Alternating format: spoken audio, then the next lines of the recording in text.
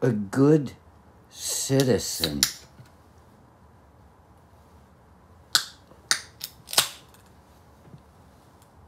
Who's the guy that's the best citizen in the world that has 2 thumbs? Ah! Oh.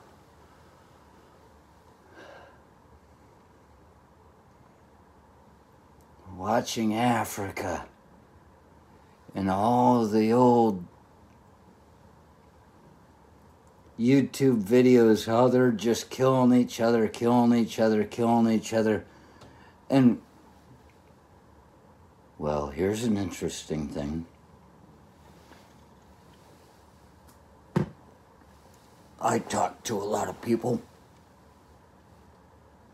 I was once able to figure out a guy in Lenny's was the bar before they tore it down and eradicated all its memories. I was able to look at his age and ask him questions and find out how old he would have been when at one time. And I'm like, once I put that together to be sure, I said, you would have been around at the time of Hitler's youth. Were you in there? And he was like, yes. This is a German guy sitting in the bar in the afternoon after my radio show. You don't know who you're going to run into.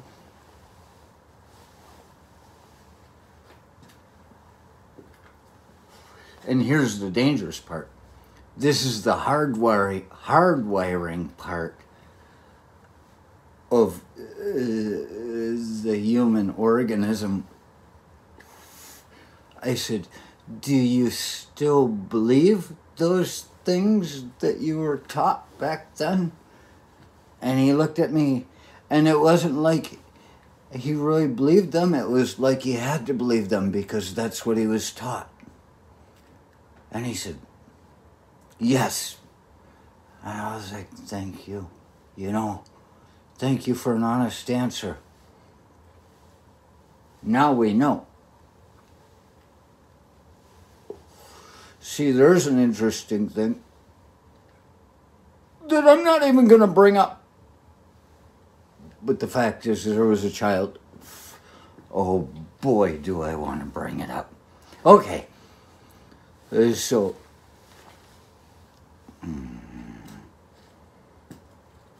no.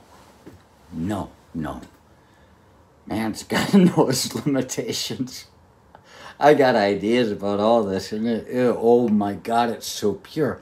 Accepting for the fact that some knuckle fuckers might go out and do this shit. Now I gotta deal with it. Crucify him on the tree of woe. That's my James Earl Jones impression. Contemplate this on the tree of woe. Crucify him.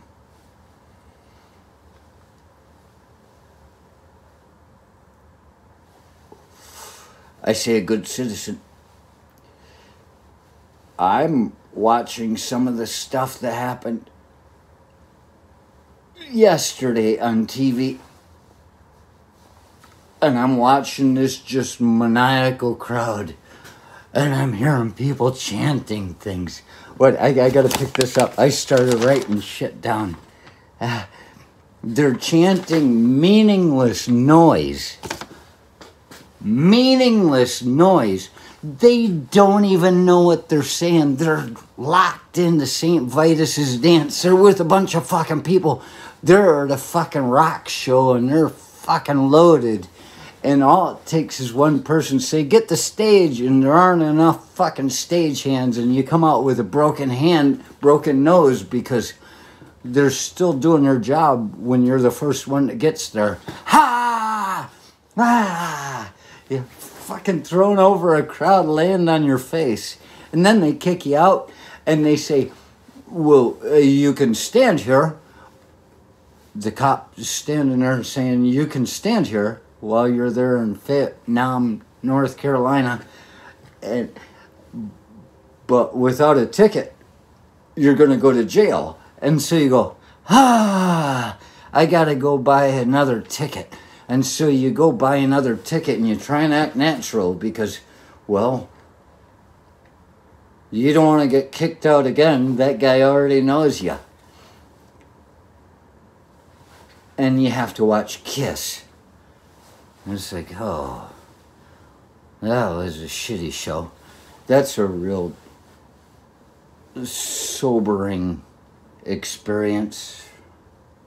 Stand there without beer, seeing Kiss in concert. But the thing is,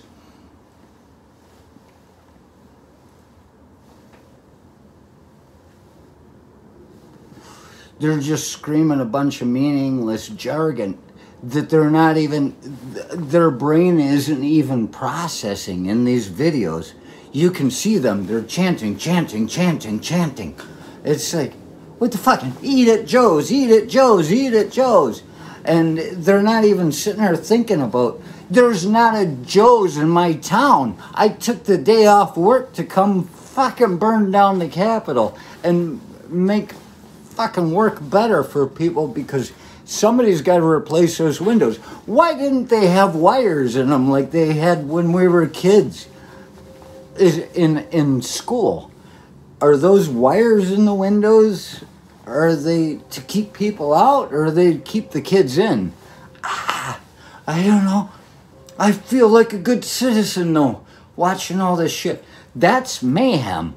Anybody that can't watch what they are seeing on those screens with this guy, this fella that's in charge of shit, he had to have 7 producers and 8 Academy-winning directors to put this video together because it was done very well. You see cops, they're like, and this is why I'm saying good citizen.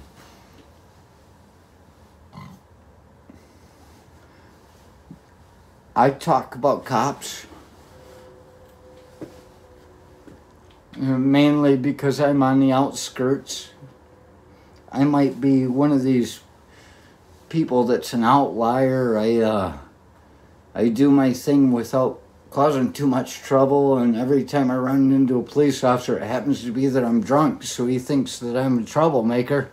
But I'm like, I'm doing good things. I've got limitations. But as long as you're drunk, they can arrest you. So there's revenue. So, you know, you look at cops like that, and then I look at these cops at the Capitol building. I'm seeing their damn body cams and stuff rolling around this crowd of people fucking going, and you see other people's shields getting blown down. You realize the only hope they had was their friends.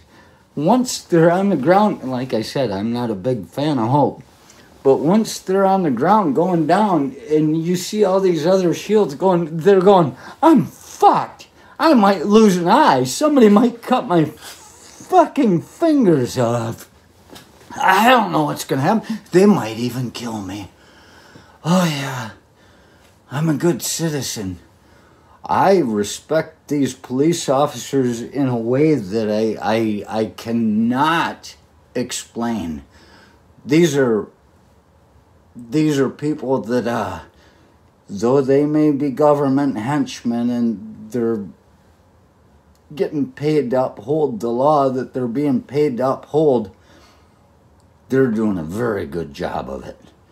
And it's better than somebody reporting a pickup behind the fire department and saying there's a boot hanging out and saying, why didn't anybody notice this before? The one that fucking reported the first time should have noticed the fucking foot and the leg and the boot hanging out the back of the pickup. You know, that's not a cop. Well, that is a cop. These are officers of the law. There it is. I finally got to the bottom of it. These people are worthy of respect. If you believe something, you have to be able to fight for it. And No. If you know something, you have to fight for it. Being allowed to believe something, as Marjorie, whatever her name, that green chick, that the whore of Satan, never look your gift whores in the mouth. She looks like a horse.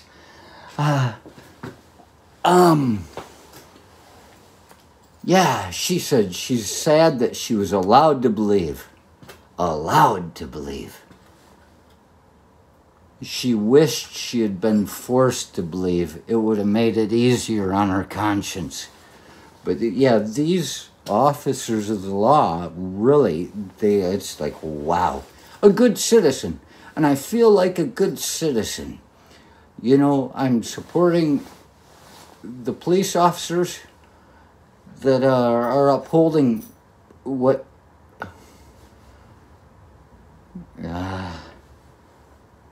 yeah, upholding that. And it takes me back to the only other time I ever voted, that I voted this time. Schwarzenegger Freeman. You know, it could have been one vote that screwed it all up. You know, if he'd have been able to talk those people into Atlanta,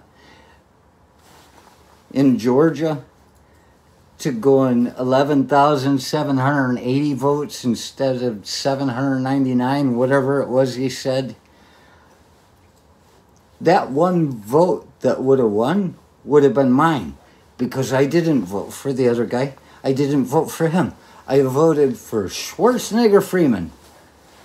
That's the team. As it turns out, wow, that was a close one. Last time I was a good citizen was right after 9/11. You know, you think I was out baling hay in my dad's field, and we came across a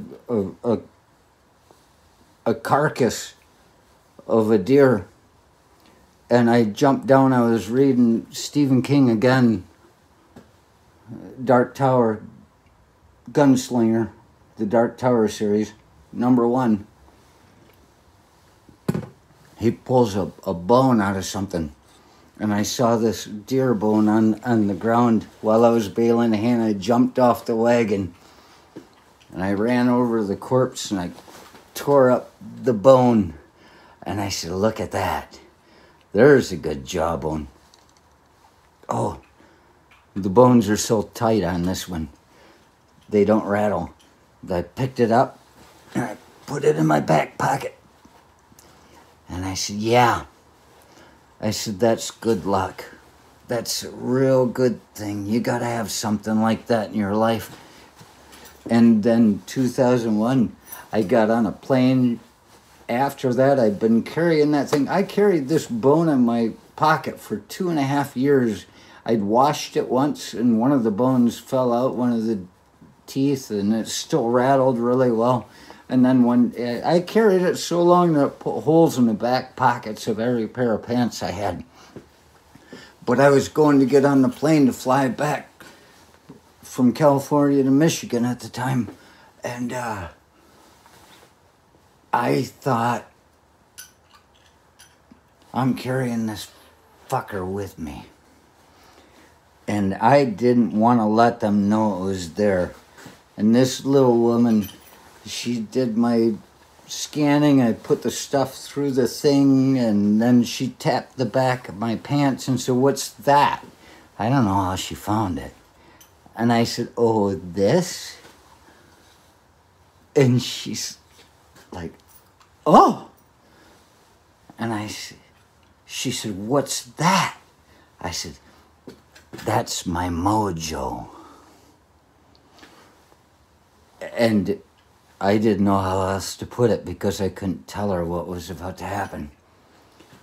And she said, I'm going to have to call someone. You have no idea how much I go through every time I fly calling someone. Yeah, I can't even show you my P38. It's on my other key ring.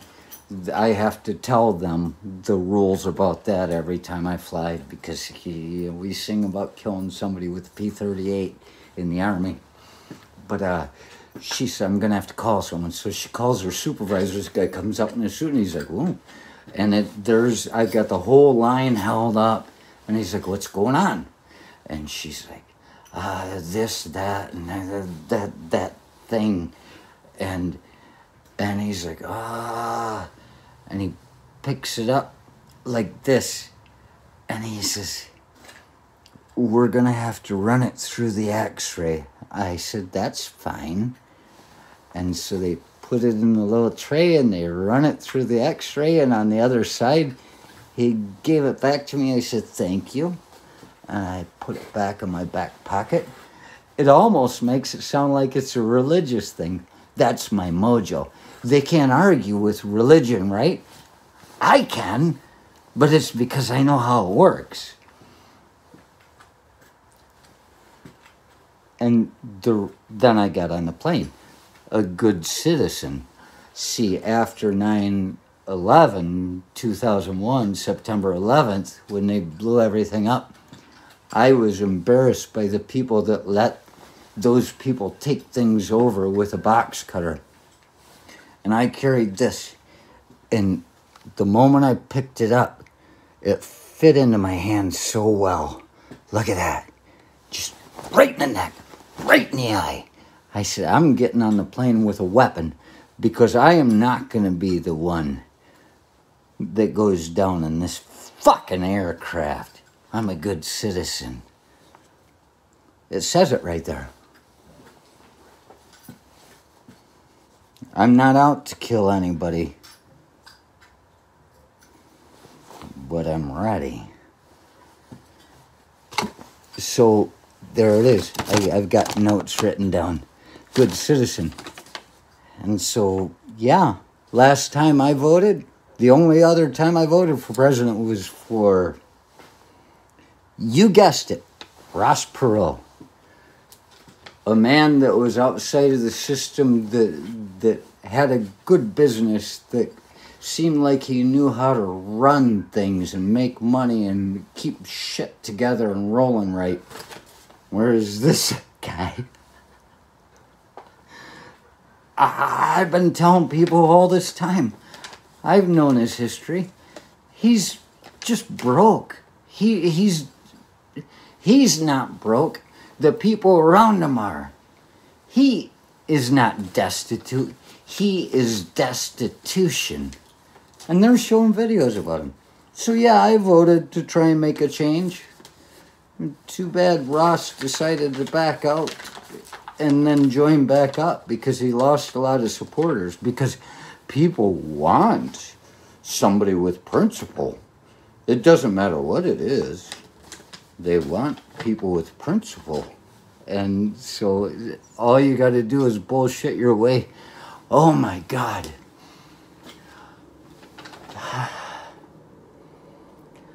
I find myself bullshitting people only once every probably 3 months to 7 years. It gives and it goes. But to try and bullshit people for 4 years, you got to be out of your fucking mind. You got to believe that shit. Oh, here's the thing. When people go like that, they say, oh, he's crazy. But you know what? There's the truth. It comes from the Japanese thing. The way I understand it, it's the truth. This means you're sane. If you go the other way, it means you're insane.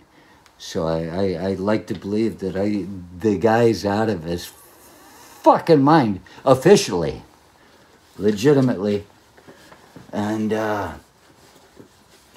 anybody that wants to deny it probably just doesn't want to look.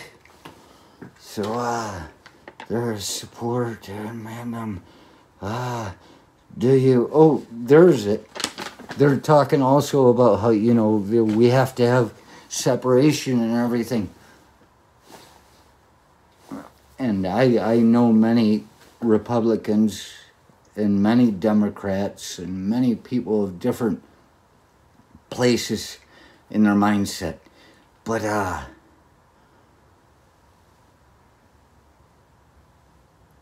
you can't lump all the Republicans in with this. There's some very reasonable people that are holding on to their system of thought, and it works for them, and they do believe it works for others. But you can't hold them all to this guy. And so we do need to come up with a third party. And it would be, you know, mine was the inaugural party. That's the party I'm running under, the one that I made up. That way on the day of the inaugural party, the day of the inaugural party, we'd have Alice Cooper sing "Wanna Be Elected" and things like that. And hooray, hoorah. God, I feel so strong. You know, he'd get a couple songs in there. But mine would be the inaugural party. His, they can just like Trump Maniac. Hey, you little pukesters. Hey. You know, Hulkamania, Trump Mania. I hate to say his name lest he shows up. But there it is. So we are going to need to put a new name on the people that still believe in the monarchy that he imagines. He only had 4 more years legally, but I guess if we'd have given him another 4 years out of our fucking minds, he'd have been able to turn it into just blowing everything up. He's like Nix in that movie, The Illusionist. It's a Clive Barker movie. He's just somebody that wants to tear everything apart because he has had too much money, and the fix that he thought he was going to get from power didn't take, so now he needs another fix. He just wants to burn it all down. Can't you see? Can't you see what this COVID's been doing to me? It's the only thing that saved us. Yeah, you had mindless people out there chanting things, just chanting. They didn't know what the hell they were even talking about in these videos. They were just screaming it. Oh, this guy's against us. It's a good thing you fucking read out loud before you closed it back up. Because, well, for Ted Cruz, because otherwise they'd have been running after Ted Cruz. They just believe anybody in front of them. St. Vitus's dance is fucking mayhem. And you know what? There's really no reason that I can see for these people to be so upset. Things were doing fine before that guy got here, and it's amazing that it wasn't blown up while he was here. Things were doing fine. People want to talk about their 401ks being better than they'd ever been. Well, you know what? I made more money in the time that the guy before. It was just like, wow, things are doing all right again. Of course, I made a move to another town and I took a new job because things were failing because of the guy before him. But by the time that guy was done, I was doing pretty well. So you can say it any way you want. That's the truth. Make up your own story, but you better fucking believe it. Because if you don't, nobody else around you is gonna. Well, I guess the best way to make everybody else around you believe what you believe is to go fucking burn something down. Hey, we need some new windows on this building. I feel a lot of cold air coming through. It's cold, hard winter. Brittle and fucking terrible.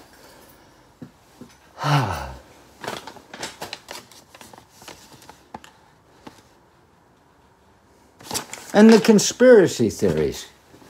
You know, I remember the good old days when a conspiracy theory was something you could say, well, you know what? It's theory, it's a conspiracy, you know, things are going on. And if you want to just, the idea that they made conspiracy theory a bad word, it's funny. It was them that made conspiracy theory a bad word, a bad phrase. And you go, well, I guess, just not getting it.